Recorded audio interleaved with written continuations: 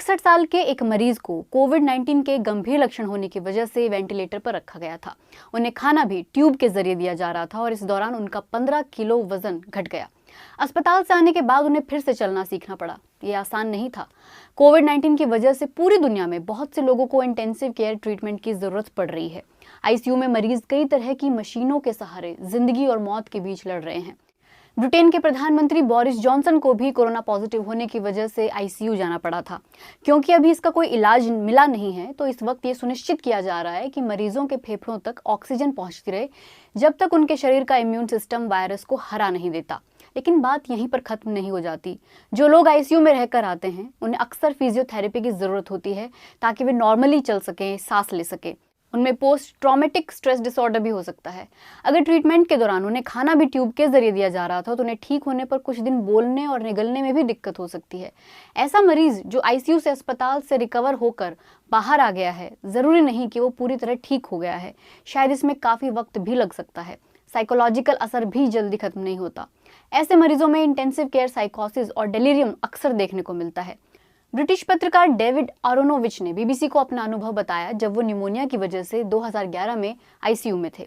उन्होंने बताया कि उन्हें अजीब किस्म की आवाज़ें सुनाई देती थी। उन्हें लगता था कि उन्हें बातचीत सुनाई दे रही है, जबकि असल में ऐसा नहीं था। उन्हें लगता था कि उनके साथ अजीब चीज़ें हो रही हैं, जबकि असल में वैसा भी नहीं होता था। वो इस पूरे अनुभव को काफ़ी डरावना बताते हैं। ज़्यादातर मरीज आईसीयू के अपने अनुभव ऐसे ही बताते रहे हैं।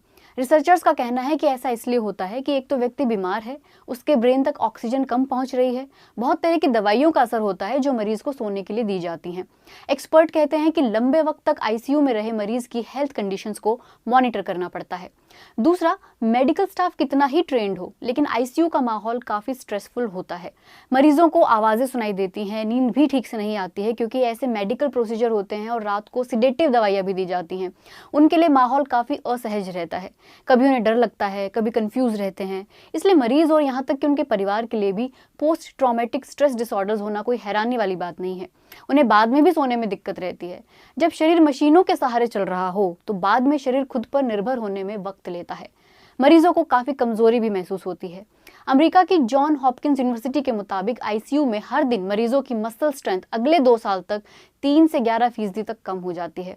कई कोविड-19 मरीजों को वेंटिलेटर पर रखा जाता है। वेंटिलेटर एक तरह की सांस की मशीन है जिसकी वजह से मरीज के फेफड़ों तक ऑक्सीजन पहुंचती है और कार्बन डाइऑक्साइड बाहर आती है, क्योंकि मरीज के लिए खुद सांस लेना मुश्किल होता है। इसके लिए मरीज के मुंह या नाक के जरिए एक ट्यूब लगाई जाती है। कई लोगों को तो इस ट्यूब को लगाने के लिए सर्जरी की जरूरत पड़ती है। रिकवर होने पर भी उनके फेफड़ों को वापस नॉर्मल होने में वक्त लगता है। इंग्लैंड, वेल्स और नॉर्दर्न आयरलैंड की बात करें तो जो मरीज वहां आईसीयू में भर्ती हुए वे वहां 4-5 दिन रहे। 2249 मरीजों में से सिर्फ 15% ही अभी तक डिस्चार्ज हो पाए हैं। 2000 के आसपास ही ऐसे मरीजों की मृत्यु भी हो गई। 1600 अब भी क्रिटिकल केयर में हैं। लेकिन ये आंकड़े बाकी देशों के लिए अलग अलग हैं।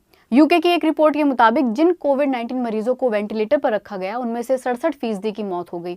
चीन की एक रिपोर्ट बताती है कि सिर्फ 14% लोग ही वेंटिलेटर से ठीक होकर बाहर निकले, बाकी की मौत हो गई। भारत में national centre for disease control के मुताबिक कोविड-19 के 15% मरीजों को निमोनिया हो सकता है और 5% को वेंटिलेटर की जरूरत हो सकती है।